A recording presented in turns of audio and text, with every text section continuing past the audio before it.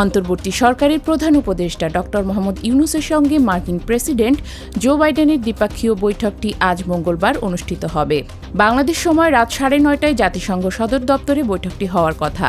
গত 3 দশকে জাতিসংঘের অধিবেশনের ফাঁকে বাংলাদেশের কোনো শীর্ষ নেতার সঙ্গে যুক্তরাষ্ট্রের প্রেসিডেন্টের কোনো দ্বিপাক্ষিক বৈঠক হয়নি। তবে অধিবেশন উপলক্ষে যুক্তরাষ্ট্রের প্রেসিডেন্টের দেয়া সংবর্ধনায় বাংলাদেশের রাষ্ট্র ও সরকার প্রধানদের সঙ্গে দেখা ও কথা হয়েছে।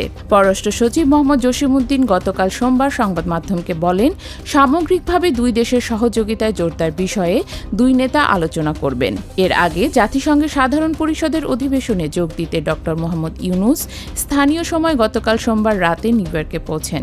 এদিকে অন্তর্বর্তী সরকারের পররাষ্ট্র বিষয়ক উপদেষ্টা মোহাম্মদ তৌহিদ হোসেন আজ ভারতের পররাষ্ট্রমন্ত্রী এস জয়শঙ্করের সঙ্গে দ্বিপাক্ষীয় বৈঠকে মিলিত হন।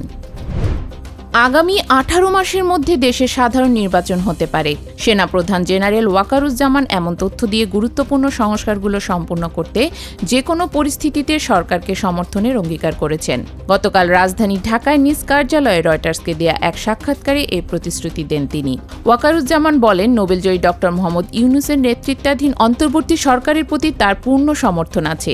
সামরিক বাহিনীকে রাজনৈতিক প্রভাব থেকে মুক্ত করার একটা রূপরেখাও দেন তিনি। ডক্টর ইউনূস প্রসঙ্গে জেনারেল ওয়াকারুজ্জামান বলেন, আমি তার পাশে থাকব, যাই হোক না কেন, যাতে তিনি তার মিশন সম্পূর্ণ করতে পারেন।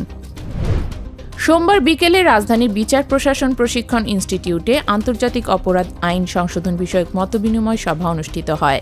সভায় আইনের খসড়া প্রস্তাবগুলো তুলে ধরেন আইন মন্ত্রণালয়ের সিনিয়র সহকারী সচিব আশফাকুর রহমান। এতে বলা হয়, এই সংশোধনীর মাধ্যমে মানবতা বিরোধী অপরাধের সংজ্ঞায় গুম, লিঙ্গভিত্তিক সহিংসতা, যৌন দাসত্ব, জোর করে যৌনকর্ম, জোর করে গর্ভধারণ ইত্যাদি অন্তর্ভুক্ত করার প্রস্তাব করা হয়েছে, যা আগের আইনে ছিল না।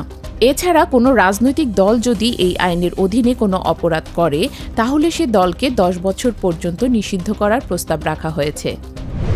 কক্সবাজার চকরিয়া উপজেলার ডুলাহাজারা ইউনিয়নের পূর্ব মাইজপাড়া এলাকায় ডাকাতের ছুরিকাঘাতে মোহাম্মদ তানজিম সানোয়ার নির্জন নামে এক সেনা কর্মকর্তা নিহত হয়েছেন। তিনি সেনাবাহিনীর লেফটেন্যান্ট পদে কর্মরত ছিলেন।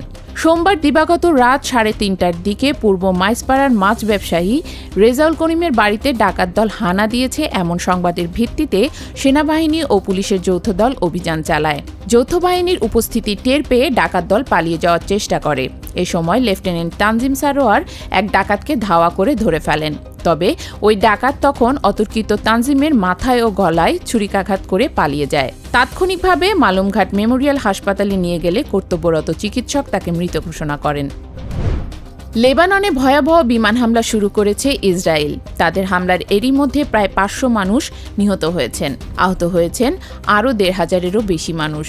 লেবাননের স্বাস্থ্য মন্ত্রণালয় জানিয়েছে, সোমবার ইসরায়েলি হামলায় 35 শিশুসহ অন্তত 492 জন নিহত এবং 1645 জন আহত হয়েছেন। প্রায় 1 বছর ধরে সীমান্তে পাল্টাপাল্টি হামলা করে আসছে হিজবুল্লাহ যোদ্ধা ও ইসরায়েলি সেনারা। তবে সম্প্রতি গাজা থেকে নিজেদের যুদ্ধের মূল ক্ষেত্র লেবাননে বদলি করার ঘোষণা দেয়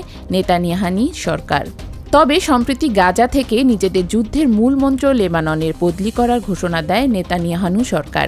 এই ঘোষণার পর থেকেই দেশটিতে একের পর এক ভয়াবহ হামলা করে আসছে ইসরায়েলি সেনারা। 1975 থেকে 1990 সালের গৃহযুদ্ধের পর দেশটিতে গতকালই একদিনে সবচেয়ে বেশি মানুষ নিহত হয়েছে।